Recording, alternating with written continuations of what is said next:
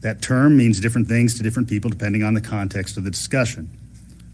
We know what it means. Many of the elements. Liar. Many of the elements. Liar. Liar. Liar. We are here to listen. Liar. You're a liar. We are here to listen. Liar. There'll be time for questions. You are guilty and got blood on your head for this murder, sir. Many of the aspects that are ascribed to sanctuary cities We know what sanctuary are city things means. that are disallowed by Georgia law. Sanctuary policy, which is what we do. And we contribute a document every year to the Georgia Department of Audits indicating that we do not correspond to these definitions under state law. Yes, you do. And no policies have been adopted Please by the stop mayor and lying. commission You're that have insulting created our sanctuary identity. city status in Sir, Athens.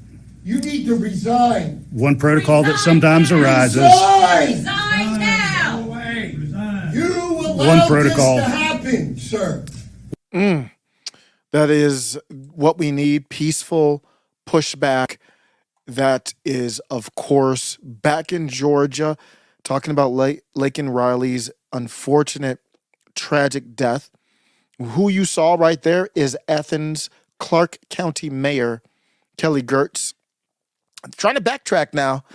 That sanctuary city label, not very convenient at this moment. He's trying to backpedal from it. Following the tragic death, Georgia politicians were notably vocal, with some attributing the incident to federal immigration policies. Representative Mike Collins, Republican Athens, was particularly forthright, blaming President Joe Biden and U.S. Secretary Homeland Security Alejandro Mayorkas for Riley's death. He claimed that the Venezuelan suspect Jose Ibarra's presence in the U.S. was a direct consequence of the Biden administration's immigration policies, which have allowed millions of illegal aliens to enter the country, with some jurisdictions welcoming them due to sanctuary policies. Today, Sunday, March 3rd, Alejandro Mayorkas was on Face the Nation, and he got grilled. A 22-year-old nursing student, I know you've been following this, Laken Riley in the state of Georgia was murdered allegedly by an undocumented Venezuelan migrant. The suspect had been detained by Border Patrol upon crossing, released with temporary permission to stay in the country. He then went on allegedly to commit crimes twice, once in New York for driving a scooter without a license and once in connection with a shoplifting case in Georgia. Did those states and their law enforcement communicate to the federal government that this had happened? Should this man have been deported? A few thoughts. First, Margaret, first and foremost, an absolute tragedy, and our hearts break for and our prayers are with the family, number one. Number two, and importantly, as a prosecutor, having prosecuted violent crime and other crimes for 12 years, one individual is responsible for the murder, and that is the murderer. And we work very closely with state and local law enforcement to ensure that individuals who pose a threat to public safety are indeed our highest priority for detention and removal. But are you saying there that the federal government had been informed about this individual and the alleged crimes he had committed in those states? Because he could have been deported if that was the case. Was there a breakdown in the system? So, Margaret, there are a number of cities around the country that have varying degrees of cooperation with the immigration authorities. We firmly believe that New York did not? We firmly believe that if a city is aware of an individual who poses a threat to public safety, then we would request that they provide us with that information so that we can ensure that that individual is detained if the facts so warrant. Disgusting behavior. What he's trying to do is dance around the sanctuary cities issue, because they don't, that's the whole thing with the sanctuary city. They don't, that's why she asked him that question. They don't cooperate with the federal government. Georgia Senator President Pro Tem John Kennedy also criticized Athens' sanctuary city policies. There is some debate over that. Still have to look into it. Is it really a sanctuary city or not? As you heard in the beginning, the mayor, Gertz, is trying to say it's not. arguing they endanger public safety from John Kennedy. Similarly, Governor Brian Kemp also voiced his disapproval, and we'll get to him in a second. Amid these political reactions, as we saw in the video, Athens-Clarke County Mayor Kelly Gertz defended the local approach to immigration and public safety in a press conference disrupted by demonstrators.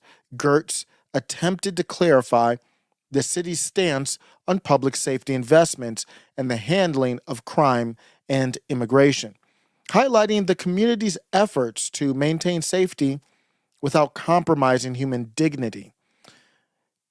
Well, what about loss of life?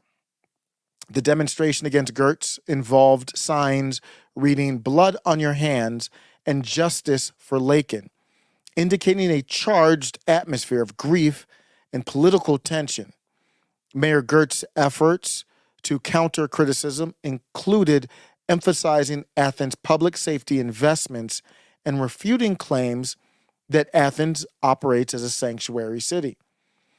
As stated above, Governor Brian Kemp has indeed amplified his critique of federal immigration policies, attributing this incident to what he perceives as the Biden administration's failures in securing the nation's borders. Kemp's statements not only underscore a tragic event, but also serve to reaffirm his longstanding call for stricter border control and an expansion of state powers to tackle immigration-related issues more effectively. He recently did send some troops down to the Texas border. This perspective aligns with Kemp's political stance that emphasizes the importance of state autonomy in addressing national security concerns, particularly those arising from immigration. But he's not doing enough. The introduction of the opinion here regarding Kemp's political history, specifically the controversial assertion of his complicity in the theft of the 2020 election, opens a dialogue about political accountability and the complex web of cause and effect in governance. In other words, Georgians, you supported this guy after we know he set up Donald Trump after the call, the one call Trump said it was a perfect call. It wasn't a perfect call. It was an unnecessary call.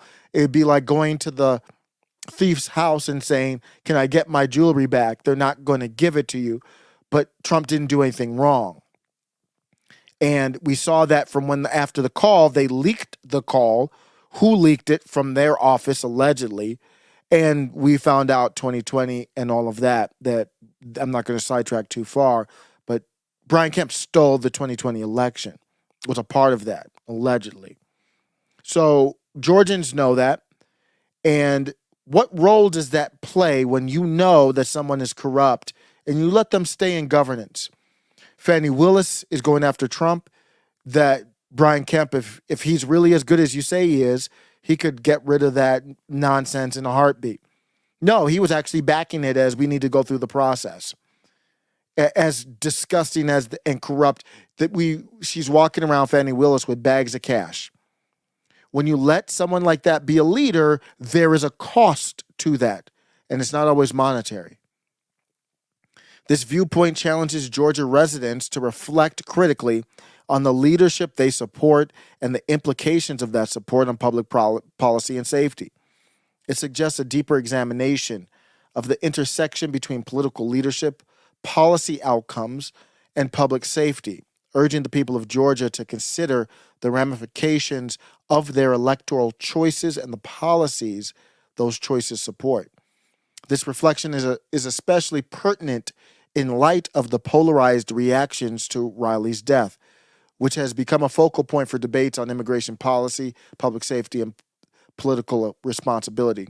The incident, therefore, not only highlights immediate concerns regarding immigration and safety, but also prompts a more introspective consideration of political accountability and the long-term consequences of political decisions. For Georgians, this moment may represent an opportunity to reevaluate the criteria by which they judge their leaders, the policies they advocate for, and the implications of those policies on state and national well-being.